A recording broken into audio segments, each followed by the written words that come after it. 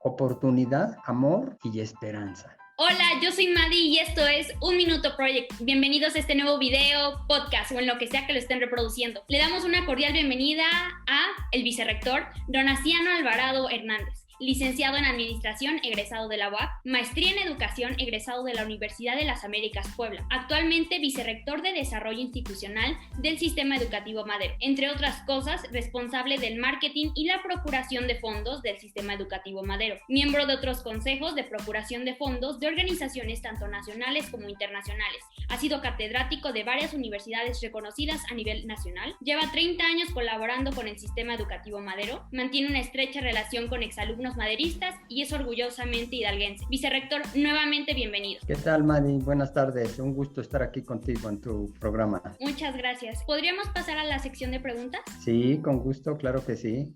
Maestro Alvarado, ¿nos podría platicar un poco sobre su infancia? ¿Dónde creció? ¿Su vida antes de empezar a estudiar la universidad?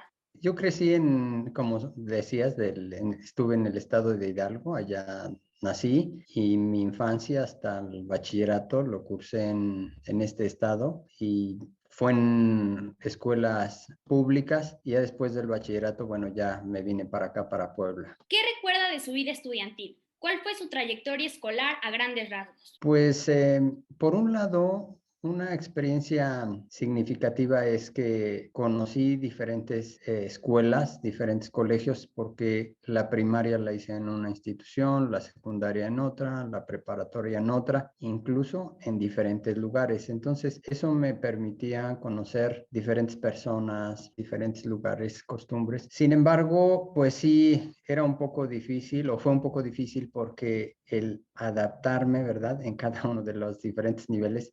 Yo conozco algunos amigos que, por ejemplo, dicen, especialmente del Madero, dicen, yo estuve desde el jardín hasta bachillerato y luego en la universidad, o sea, toda su vida en el mismo sistema. Y acá en este caso, como decía, pues estar en diversos sistemas, ir conociendo nuevas personas, hacerse de nuevos amigos, pues eso creo que por un lado fue una dificultad, digámoslo así, pero por otro lado también pues lo va ayudando a uno a crecer, a ser un tanto independiente, porque algo también que quiero decir es que en el lugar donde estaba viviendo con mi familia no había colegio para la secundaria. Tuve que salir de mi domicilio con mis padres para luego estudiar la secundaria, luego la preparatoria y luego la universidad, y todo este tiempo fue fuera de mi domicilio con mis padres. ¿Sufrió de bullying? Si me permite preguntarle, ¿sufrió de alguna vez de una escasez económica? Tristemente, en ambas situaciones. En el caso del bullying, sí fue difícil, especialmente en la secundaria.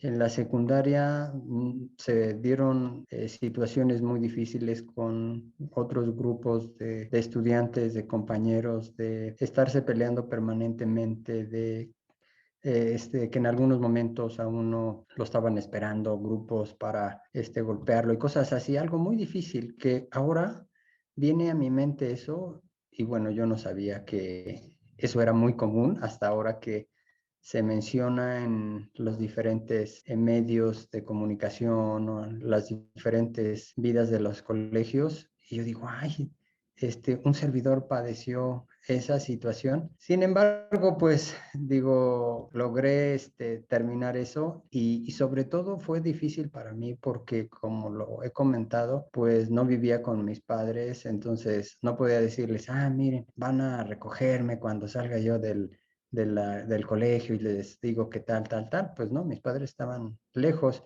y nunca lo mencioné con los familiares a donde vivía.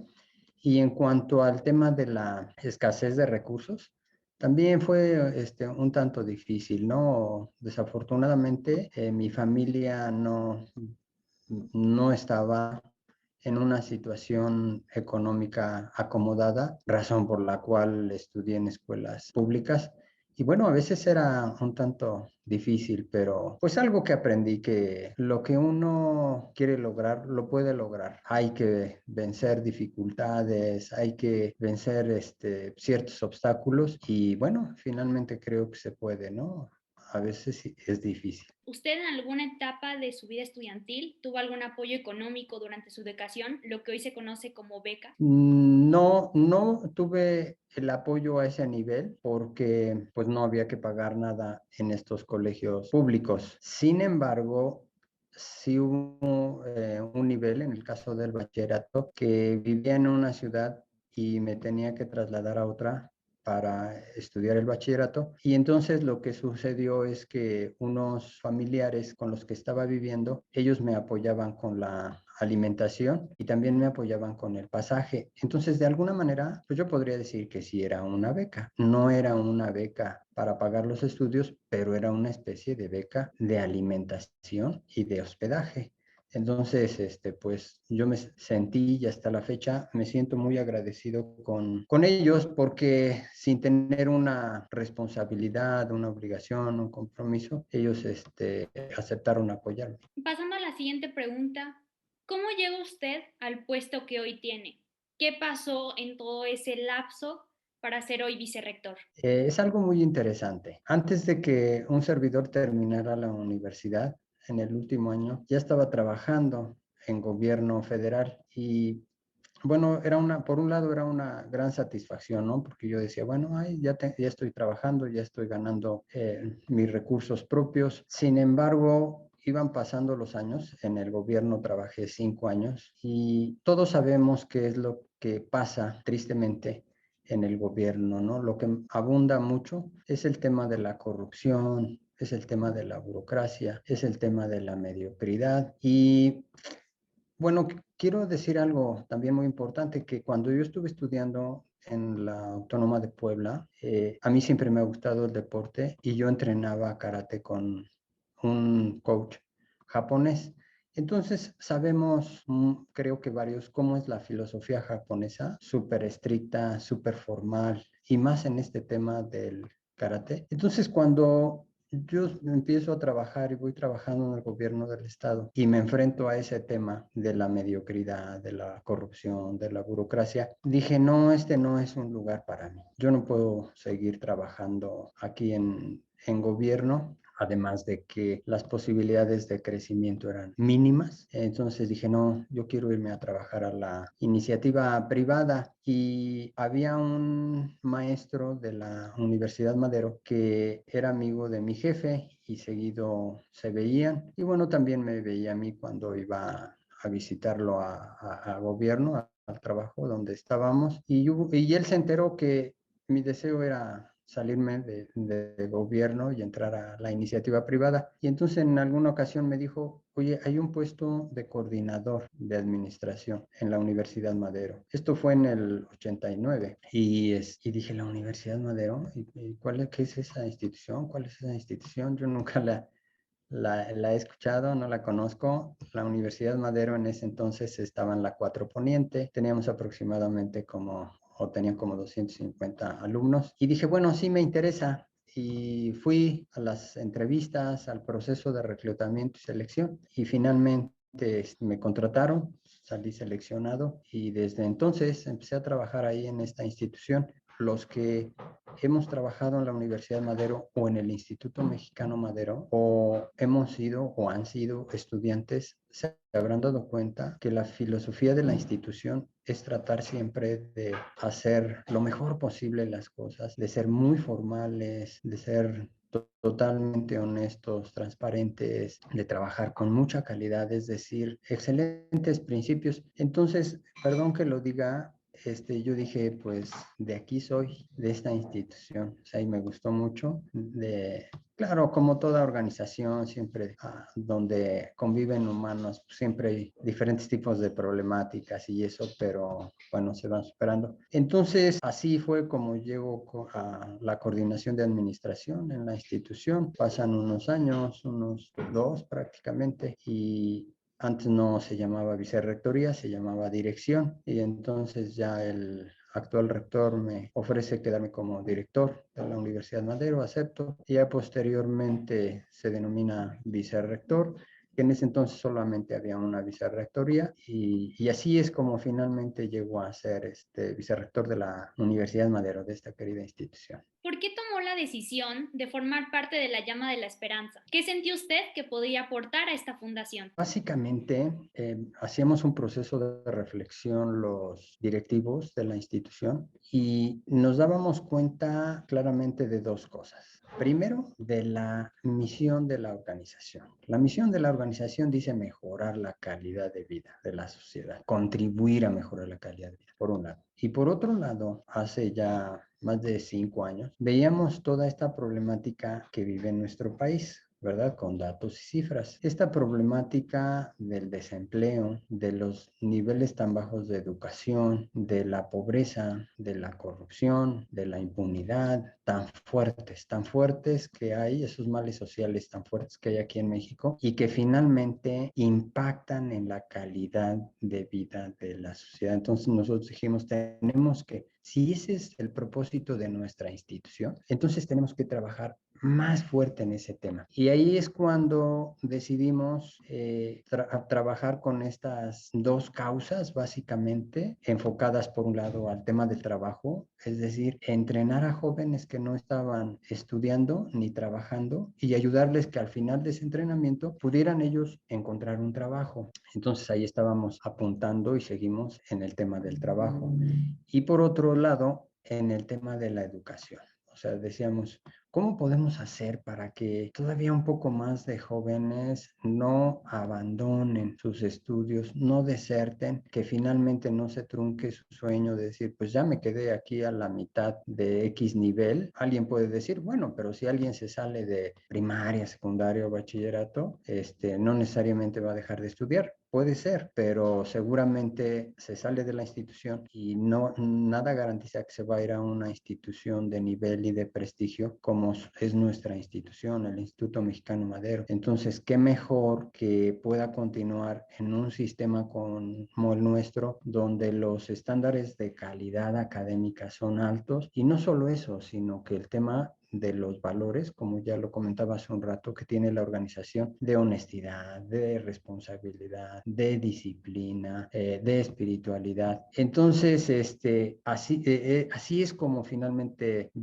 analizamos esos temas y empezamos a trabajar desde ahí o desde antes la pasión por esos asuntos, ¿no? Y varios de los miembros de la organización igual con esa pasión y así fue como decidimos iniciar ese programa de la Llama de la Esperanza, y así es como pues empezamos a trabajarlo. Sí, así es, Marvin. La verdad, saliendo un poquito de contexto, me gustó mucho que al final le den una oportunidad a esos chavos. Tienen que salir de esa institución, pero ustedes dicen, ok, vente con nosotros te vamos a ayudar para que sigas teniendo esta educación de calidad. Si le dieran la oportunidad de hablar sobre la campaña de la esperanza, pero solo puede describirla con 3 palabras, ¿cuáles sería y por qué? Básicamente serían como tú dices, estas 3 palabras: oportunidad, amor y esperanza. ¿Y por qué estas 3 palabras? Porque creemos que siempre hay oportunidades,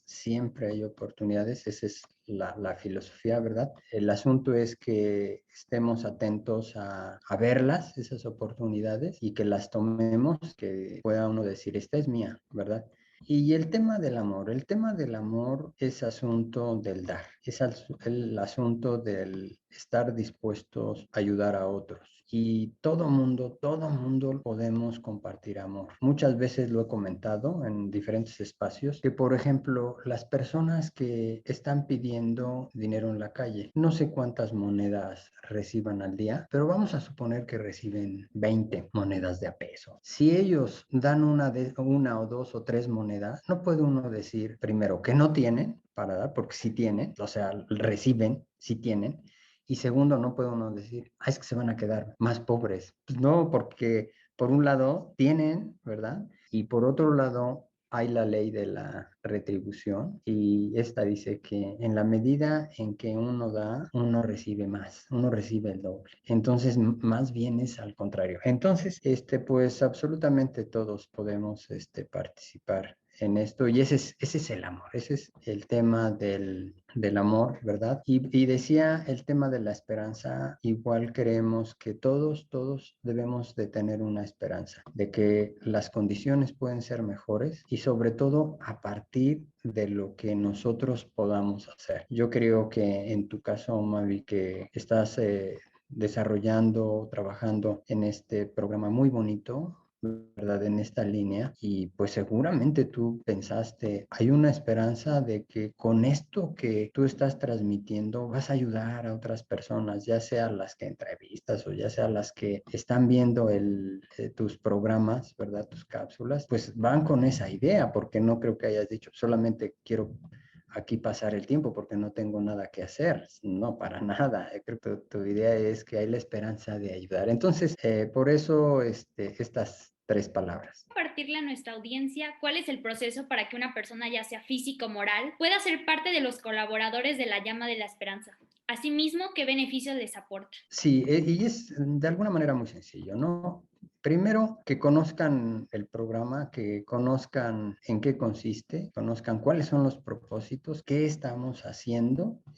Les hacemos una invitación, les llega la invitación para que puedan participar. Finalmente, si dicen, sí, me gustaría participar. Y básicamente hay 3 formas de participar, porque pudiera alguien pensar que solamente a través de dar recursos o dar dinero. No, nosotros le denominamos las 3 T's. Pueden dar su tiempo, pueden dar su talento, ¿verdad? O pueden dar su tesoro. El talento, por ejemplo, alguien que tenga un conocimiento especializado y muy bueno y diga, pues yo quiero darles un taller, una plática, un curso o tal, ahí están dando su talento o su tiempo. Por ejemplo, organizamos varios eventos, que comidas con causa, conferencias con causa, cenas con causa. Alguien podría decir, oigan, pues yo les ayudo a vender algunos de estos boletos, pues están dando su tiempo. Entonces, esas son las 3 formas, decía. Y ya en el caso de que alguien diga, bueno, quiero dar un donativo, una aportación,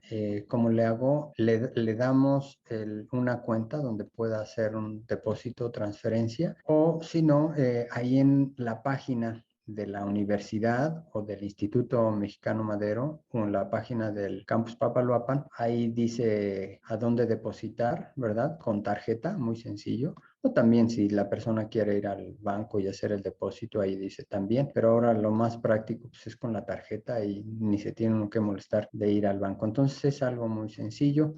Y preguntabas de cuáles eran las ventajas, ¿verdad? De participar en esto. Por un lado está comprobado que en la medida en que uno es más generoso o es generoso, uno es más feliz. Algunas personas estamos pensando o están pensando que la felicidad va a darse cuando tengan una mansión, tengan un auto de lujo, tengan un trabajo maravillosísimo, donde ganen mucho. No, hay estudios que han demostrado que eso no ayuda, claro que sí, el tener eso, pero no se da la felicidad. Sin embargo, sí se ha demostrado que siendo más generoso se puede ser más feliz. Entonces, esa es una gran ventaja, además de que, como lo dije, en la medida en que se es más generoso, las personas reciben más. Claro, no se tiene que estar pensando en ello, que hay que dar para que uno reciba más. Y por otro lado, algo también maravilloso es que podemos decir que varias partes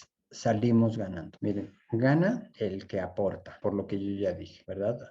Gana también el que recibe el beneficio, que en este caso pueden ser los estudiantes. Gana la sociedad, porque en la medida en que tengamos personas mejor preparadas, con mejores principios, tendremos una mejor sociedad. Entonces gana nuestra sociedad también. Y por otro lado, también gana nuestra institución. Claro, alguien diría, ¿por qué gana nuestra institución? Porque entonces nosotros cumplimos con nuestra misión, con nuestro propósito de mejorar la calidad de vida de la sociedad. O sea, contribuimos. Entonces es algo maravilloso.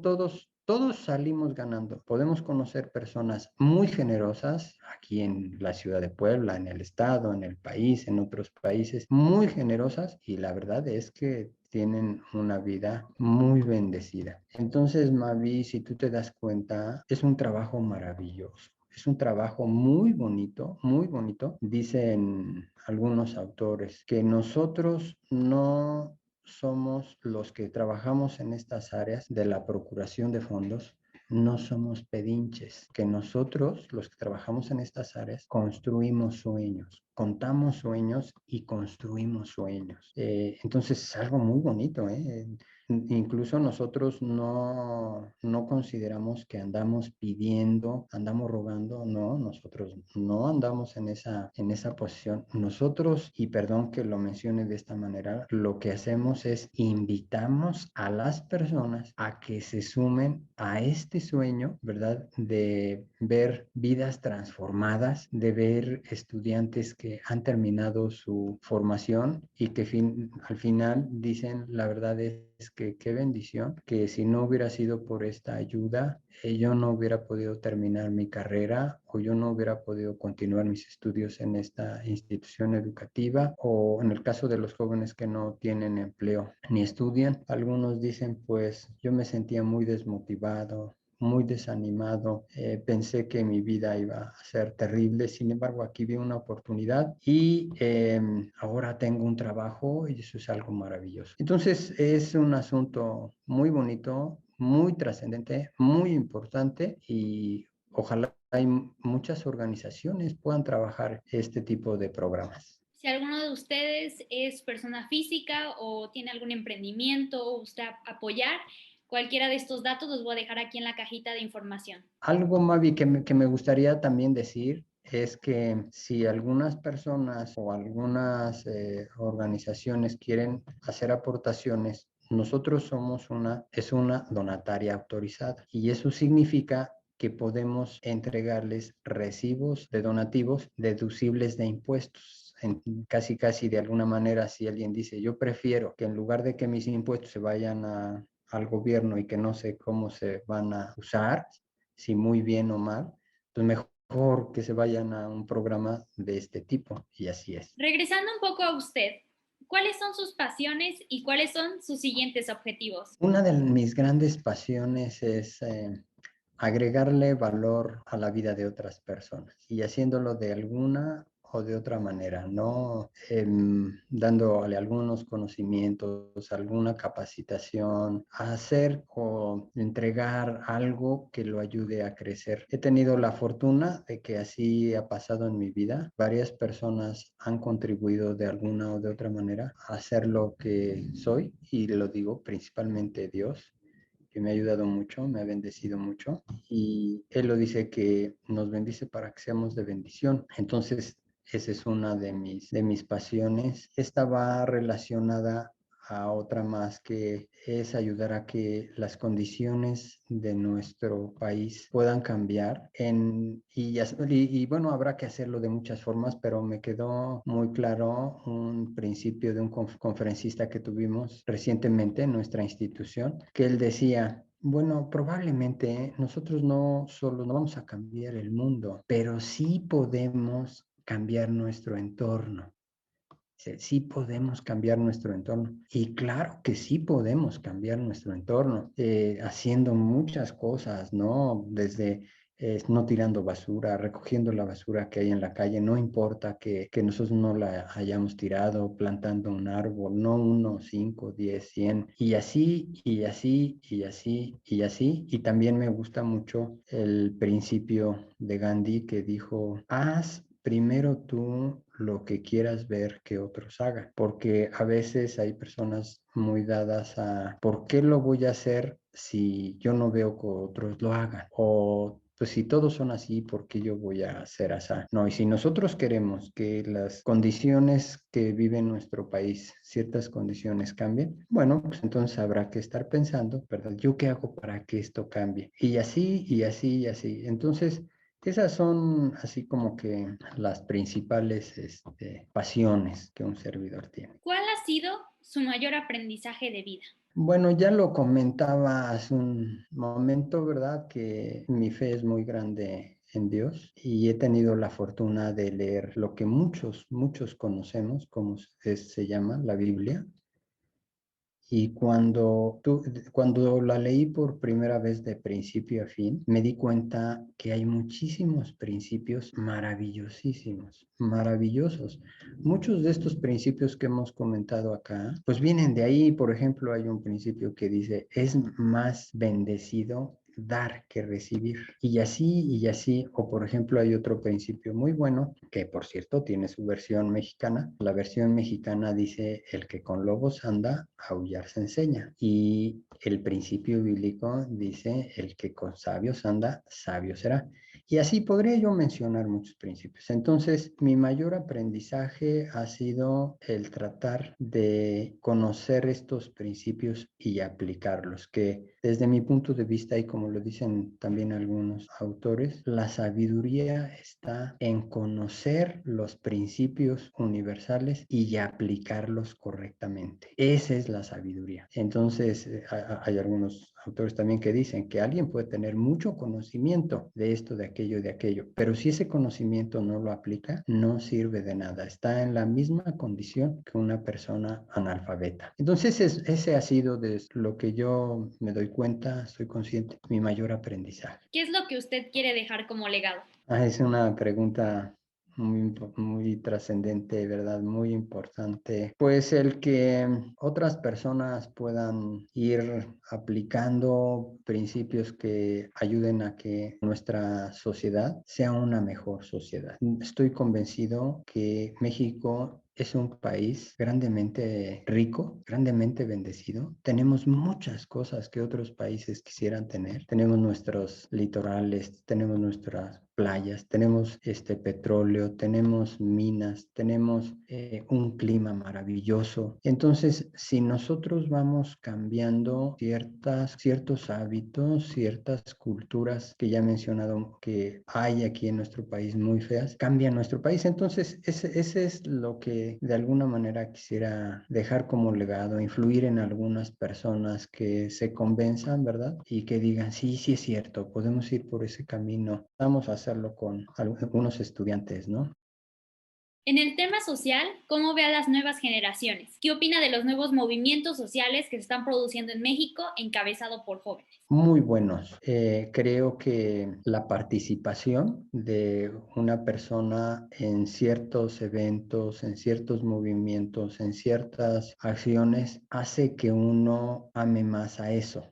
Por ejemplo, si yo participo en un movimiento para que los derechos de las mujeres sean iguales a los derechos de los hombres, entonces yo me comprometo a que si trabajo en una organización o tengo una organización, pues yo voy a hacer que se respeten los derechos también de la mujer y que sean los mismos. Ese es un ejemplo, ¿no? Pero por otro ejemplo, digo, si yo voy y planto arbolitos en el Cerro X, en el Cerro Zapoteca, pues yo voy a amar ese lugar porque lo voy a ir considerando como mío, voy a ir considerando como mi sociedad, si mi sociedad, mi país, y entonces ya lo cuido, porque caso contrario es, pues a ver, como que casi dijera uno, pues esto ni es mío, ¿verdad? Este ni es mi México, ni es mi sociedad, o ni es mi ciudad de Puebla, o ni es mi colonia, o no es mi quién sabe qué. Entonces, eso me da mucho gusto, que los jóvenes participen, que no haya apatía, que ellos se den cuenta que si hay injusticias y que si hay situaciones que no deben de ser, que ellos se involucren. Creo que en los últimos años hemos visto cómo ha habido una lucha por, como decía, por los derechos de la mujer, por mejor justicia, y eso es muy bueno porque pues de hace miles de años, ¿verdad?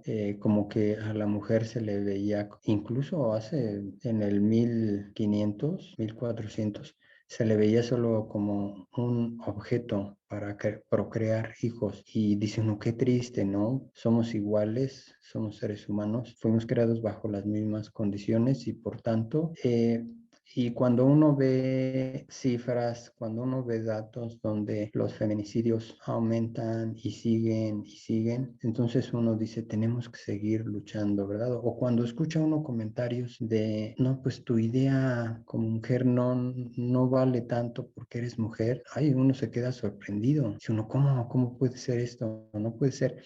Entonces, qué bueno que los estudiantes, los jóvenes participen. Creo que eso es lo mejor para una nación, ¿verdad? Que haya una participación, que haya un involucramiento. Y ya hay acciones sencillísimas de participación, ¿no? Por ejemplo, el decir, pues yo salgo a votar porque es una responsabilidad cívica es un derecho y yo quiero decidir por mi país. Y si no, imaginémonos qué pasaría con una sociedad donde todos fueran apáticos. Sería muy triste cuando uno sabe que grandes ciudadanos arriesgaron su vida y murieron, pero lograron que cambiaran las condiciones de las naciones. Por ejemplo, podemos mencionar a un Nelson Mandela, ¿verdad? Que estuvo 27 años en la cárcel por luchar por mejores condiciones, pero logró el cambio que quería lograr. O un Martin Luther King en Estados Unidos, ¿no? Que igual luchó y luchó por la igualdad de las personas de color y finalmente logró que tuvieran mejores derechos y estuvieran en la misma condición. Arriesgó su vida, fue asesinado, pero se logró un cambio. Pero ahí podemos ver participaciones de mismo Gandhi, ¿no? Cómo luchó y luchó igual en la India por mejores condiciones de vida. Y así podemos hablar de muchos casos, de muchos ejemplos, pero ha sido producto, consecuencia de la participación. Entonces, qué bueno, felicito eso. En este caso, por ejemplo, tú con este programa, pues es algo igual muy bueno, es una participación, no es una apatía de están tan mal las cosas que pues ya a ver qué pasa y yo aquí cruzado de brazos solamente criticando y solamente viendo qué pasa. No, o sea, ¿qué vamos a hacer? Yo qué estoy dispuesto a hacer para que lo que quiero que sea diferente a partir de mi participación. Y nuestra pregunta final y de cajón para cerrar el programa, ¿qué consejo le daría a los jóvenes que lo están escuchando? Pues mi consejo es que tengan un sueño, escriban sus sueños y lo digo un poquito como experiencia. Cuando fui estudiante, nadie me dijo que pensara en sueños y que luchara por esos sueños y creo que es muy importante, ¿verdad? Y así lo dicen escritores, autores, empresarios, ciudadanos. Hay que tener sueños, hay que escribirlos y hay que tener una pasión para luchar por ellos. Y en la medida en que eso se da, tiene un mayor significado la vida. Tiene algo así como tan trascendente, tiene como que muchas razones por las cuales vivir, ¿verdad? Porque dice uno, ahí tengo mi sueño y lo voy a lograr y voy a luchar por ese sueño. Pienso que muchas personas que quieren, jóvenes que quieren suicidar, es porque no ven un sueño, porque no tienen un sueño. Y bueno, no cuesta nada tener un sueño, ¿verdad? Hay que tenerlos. En una ocasión leía que decía un autor, bueno, probablemente tú tengas el sueño de llegar a la luna y pudiera ser que a lo mejor no llegas a la luna, pero sí llegaste a tocar las estrellas. Y digo, pues sí, qué bonito. Y así puede pasar mucho, ¿verdad? A lo mejor uno no llega hasta allá donde está el sueño, pero sí casi uno llega. Entonces, ese es mi gran consejo y uno más, que luchen para que luchen y luchen y luchen para que nuestro país sea un mejor país. Muchas gracias por esta increíble entrevista. Creo que fue totalmente un placer conocer su punto de vista, que nos inspirara a los jóvenes y sobre todo esa sensibilidad de humanidad que a veces se necesita mucho en este país. Toda la comunidad de Un Minuto Project le agradece su tiempo y todo lo aportado en este podcast. No va a ser la última vez que lo invitemos a este programa. Creo que todavía faltan un buen de preguntas muy padres donde les podemos sacar mucho provecho y creo que hago públicamente mi agradecimiento al vicerrector. Veo cada vez cómo hace cosas diferentes. Si tienen la oportunidad pueden entrar a la página del IMM y darle clic en donaciones y van a poder conocer todo sobre la llama de la esperanza y ver ese amor que cargan todos los miembros. Es increíble, le llena a todo el mundo, así que le agradezco mucho su tiempo, lo bendigo y muchas gracias. Le mando un fuerte abrazo hasta donde se encuentre. Muchas gracias a ustedes. Yo también les reconozco el trabajo encabezado por ti, Madi, que estás haciendo, maravilloso. Cuando uno ve personas que están haciendo estas cosas maravillosas como tú, uno se siente más animado. Ese es algo muy bonito. Y que dice uno, no, y por aquí alguien está haciendo esto y otra persona está haciendo esto y tal. Y es un proceso de suma. Y perdón que diga lo siguiente, de repente algunos exalumnos se enteran o alumnos se enteran de estas acciones, de estos programas y dicen, a ver, explíquenos más, ¿en qué consiste eso? Y les explica uno y dicen, wow, dicen, yo quiero participar y ¿cómo le puedo hacer? Eso es maravilloso, ¿verdad? Porque hay gente que quiere participar en todo esto. Gracias a ti, muchas felicidades. Cierro con esta frase: la adversidad tiene el don de despertar talentos que en la comodidad hubieran permanecido dormidos. Quinto Horacio Flaco, poeta latino.